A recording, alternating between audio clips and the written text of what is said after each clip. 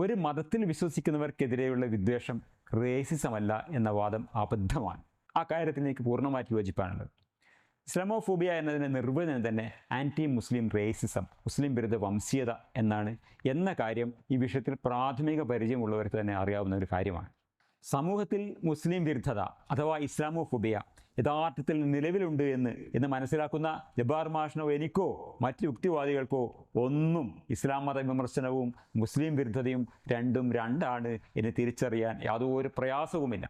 നിങ്ങൾ കേട്ടല്ലോ, ഇവിടെ എനിക്കും ജബ്ബാർ മാഷിനും ഒരു യുക്തിവാദിക്കും ഒന്നും ഇതിൽ യാതൊരു തർക്കമില്ല എന്ന് പറയുന്ന കാര്യം തെളിവുകളുടെ അടിസ്ഥാനത്തിലുള്ളതല്ല. തെളിവുകൾ നമ്മൾ പരിശോധിക്കുമ്പോൾ ഈ വാദം നിലനിൽക്കുന്നില്ല. അതെങ്ങനെയെന്ന് ഞാൻ വിശദീകരിക്കാം. സ്റ്റീവൻ ഇവിടെ കോട്ട് ചെയ്തത് റണ്ണിമേഡ് റിപ്പോർട്ടാണ്. ഇതേ റണ്ണിമേഡ് ട്രസ്റ്റ് തന്നെ 1997 കൊണ്ടുവന്ന ഒരു റിപ്പോർട്ടുണ്ട്. അതിൻ്റെ പേര് Islamophobia a challenge for us all എന്നാണ് ആ റിപ്പോർട്ടിൻ്റെ പേര്. ഇസ്ലാമിനെ പറ്റിയുള്ള അടഞ്ഞ വീക്ഷണവും ഇസ്ലാമിനെ പറ്റിയുള്ള തുറന്ന വീക്ഷണവും ഡിസ്റ്റിങ്ക്വിഷ് ചെയ്താണ് ഈ റിപ്പോർട്ട് തുടങ്ങുന്നത് എന്നാണ് പറഞ്ഞത്. ഇസ്ലാമോഫോബിയ എന്ന് പറയുന്നത് ഈ ഇസ്ലാമിനോടുള്ള അടഞ്ഞ വീക്ഷണത്തെ ഇസ്ലാമോഫോബിയ ആയിട്ട് തന്നെയാണ് റണ്ണിമേഡ് ട്രസ്റ്റ് ഇക്വേറ്റ് ചെയ്തിരിക്കുന്നത്. എന്തൊക്കെയാണ് 8 ഫീച്ചേഴ്സ് എന്ന് ഞാൻ കാണിച്ചു തരാം. ഇസ്ലാം എന്ന് പറഞ്ഞു കഴിഞ്ഞാൽ വയലൻ്റ് ആണ്, അഗ്രസീവ് ആണ്, ത്രട്ടനിങ് ആണ്. ജബ്ബാർ മാഷിൻ്റെ ഈ ഒരു ഓഡിയോ കേട്ടു നോക്കാം. അതുകൊണ്ട് സയനിസം അല്ല ലോകത്തിന് ഭീഷണി.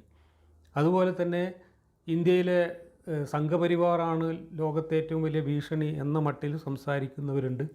ഇന്ത്യ എന്ന രാജ്യത്തെ സംബന്ധിച്ചിടത്തോളം സംഘപരിവാർ തന്നെയാണ് നമ്മുടെ ജനാധിപത്യത്തിനും നമ്മുടെ രാജ്യത്തിനും ഏറ്റവും വലിയ ഭീഷണി ഉയർത്തിയിട്ടുള്ളത്.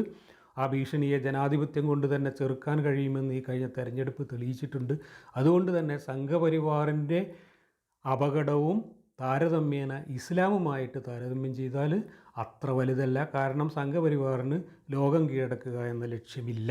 ഹിന്ദുത്വം എന്നത് ഒരു ചെറിയ പ്രശ്നമാണ്. ജനാധിപത്യം കൊണ്ട് നമുക്ക് സോൾവ് ചെയ്യാൻ പറ്റുന്ന പ്രശ്നമാണ്. ലോക്കൽ പ്രശ്നമാണ്, ഇന്ത്യയിലെ പ്രശ്നമാണ്, നമുക്കത് പരിഹരിക്കാൻ പറ്റും. സയനിസം എന്ന് പറഞ്ഞാലും അവിടുത്തെ ഒരു പ്രശ്നമാണ്. പക്ഷേ ഇസ്ലാം അങ്ങനെയല്ല. ഇസ്ലാം ലോകത്തിൻ്റെ പ്രശ്നമാണ്. ഇത് ഒരു അടഞ്ഞ വീക്ഷണമാണ്. ഇസ്ലാമിനെ ഇങ്ങനെ വീക്ഷിക്കുന്നത് ഒരു അടഞ്ഞ വീക്ഷണമാണ് എന്ന് തന്നെയാണ് റണ്ണിമേഡ് ട്രസ്റ്റ് പറയുന്നത്.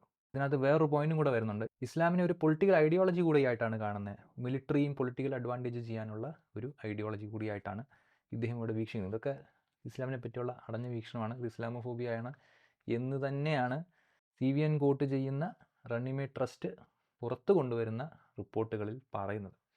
ഞാനല്ല പറയുന്നത്, റണ്ണിമേഡ് ട്രസ്റ്റ് തന്നെയാണ് പറയുന്നത്. അപ്പോൾ എനിക്കും യുക്തിവാദിക്കും ജബ്ബാർ മാഷിനും ഒക്കെ ഇതറിയാം എന്ന് പറയുന്നത് it doesn't stand in front of the evidence.